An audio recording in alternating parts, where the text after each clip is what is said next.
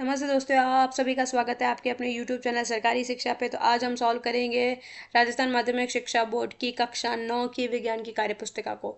तो शुरुआत करते हैं हम आधार रेखा आकलन से। मैं आपको आधार रेखा आकलन शुरू करने से पहले मैं कुछ आपको बताना चाहूँगी। मैं जो ये आपको आपके साथ सॉल्यूशन शेयर कर रही हूँ या जो हम ये मिल के आधार रेखा आकलन को सॉल्व कर रहे हैं, इसमें मेरी ये थोड़ी आदत है कि हर एक चीज़ को थोड़ा एक्सप्लेन करने की।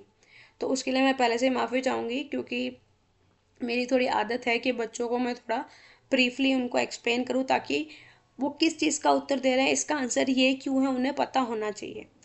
तो अगर आपको सिर्फ ये वीडियो सिर्फ आंसर देखने के लिए आए हैं, तो आप जस्ट मुझे म्यूट करके आंसर देख लीजिए और आगे बढ़ जाइए। और अगर आप चीज़ें समझना चाहते हैं और तो मेरे साथ बने रहिए वीडियो के अंत तक।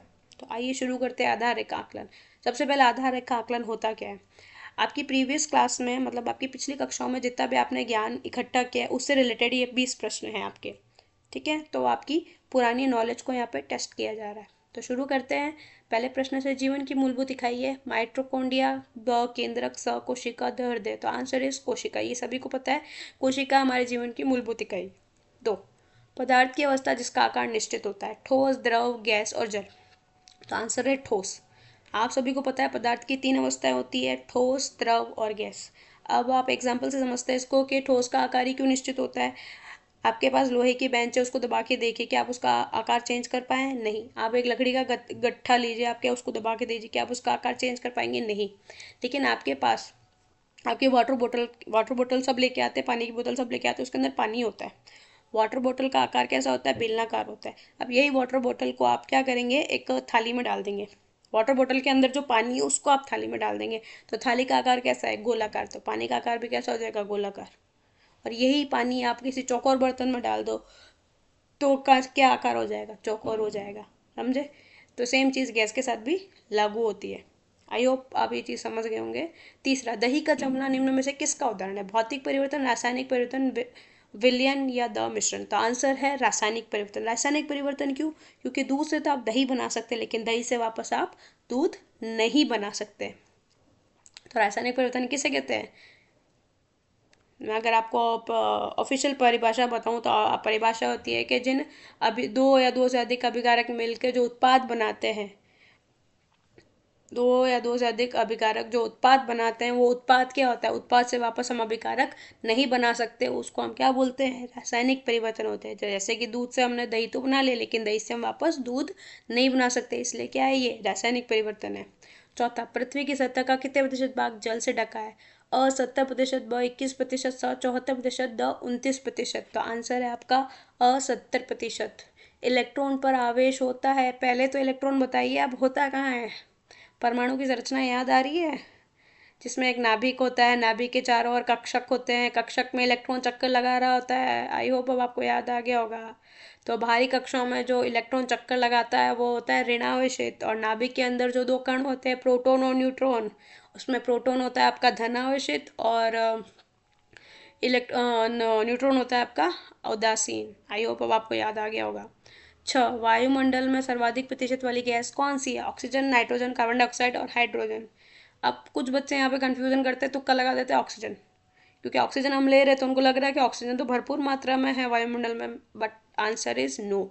आंसर है आपका ब नाइट्रोजन। नाइट्रोजन की मात्रा है 78.8%, मतलब कि 78.8% वायुमंडल में क्या है, नाइट्रोजन है, और ऑक्सीजन सिर्फ 21% ही है। पादप में जल का संवहन करता है, फ्लोएम, जाइलम, विभोजक और द वाहिका। तो आंसर है आपका जाइलम। और मैं संवहन का मतलब बता दूं, जो पेड़ पौधों में एक स्थान से दूसरे स्थान तक चीज़ों को लेके जाता है। संवहन का मतलब एक स्थान से दूसरे स्थान तक ले जाना। तो पादपों में जल को एक स्थान से दूसरे स्थान तक ले जाने का काम कौन कर रहा है, जाइलम कर रहा है।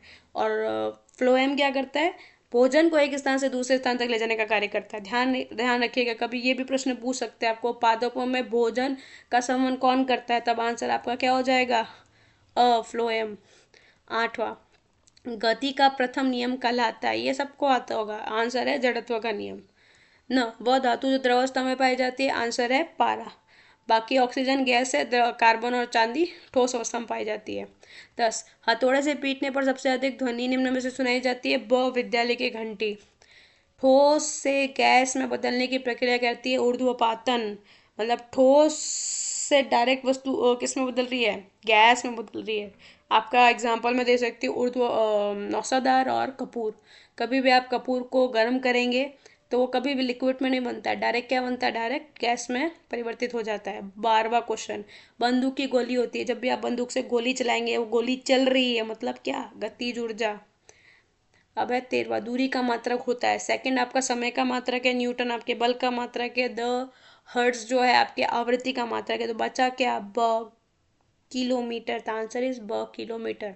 सिंचाई के परंपरागत तरीके होते हैं छिड़काव तंत्र, चेन पंप और ड्रिप तंत्र। आपके सब नए तरीके हैं, तो ओनली पुराना तरीका कौन सा है या परंपरागत तरीका कौन सा है, द रहट। गोबर की खाद होती है, ये सबको पता होगा, अप्राकृतिक खाद होती है। 16, कान के कौन से भाग में आभूषण पहना जाता है, ये सभी लड़कियों को आना चाहिए। बाह्य कान के भाग में हम क्या पहनते हैं, आभूषण पहनते हैं। अंदर की साइड नहीं पहनते, मध्य में नहीं पहनते, ना यूस्टेशियन नलिका में पहनते हैं। हम कहाँ पहनते हैं, बाह्य कान में पहनते हैं। विटामिन सी का मुख्य स्रोत है गाजर, पालक, आंवला, दही। तो आंसर है आंवला। आंवला में भर भर के विटामिन सी होता है। नींबू, नारंगी, इनसे भी कहीं ज़्यादा प्रतिशत होता है आंवले में। सर्दियों में ही आंवला आता है, तो आई विल रिक्वेस्ट सब दिन का एक आंवला ज़रूर खाया करो। क्यों, क्योंकि इससे स्किन और बालों संबंधित कोई भी समस्या नहीं होती। आपकी स्किन और बालों के लिए बहुत अच्छा है आंवला, तो ज़रूर खाइएगा। 18, कोशिका की खोज करने वाले वैज्ञानिक का नाम है रॉबर्ट हुक। तो ब पे उत्तर लगाइए, ब लिख लीजिए। 19, रेत से पानी को पृथक करने के लिए कौन सी विधि उपयुक्त होती है, निस्यंदन। तो आंसर है द, तो लगा लीजिए द। किसी ध्वनि तरंग के अभिलक्षण होते हैं, आवृत्ति, वेग, आयाम, उपरोक्त सभी। तो किसी भी ध्वनि में आवृत्ति, वेग, आयाम उसके मूलभूत गुण हैं, तो आंसर होगा द, उपरोक्त सभी।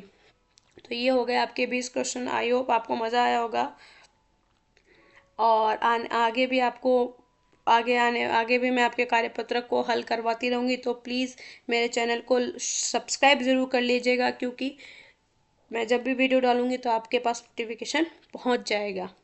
I hope. एंड एक और रिक्वेस्ट करना चाहूँगी, प्लीज़ लाइक ज़रूर कीजिए, क्योंकि मुझे मोटिवेशन मिलता है कि हाँ, बच्चों को मज़ा आ रहा है।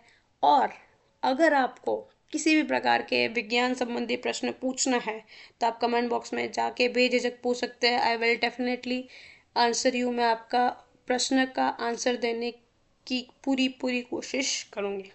Thank you so much. मिलते हैं नेक्स्ट वीडियो में।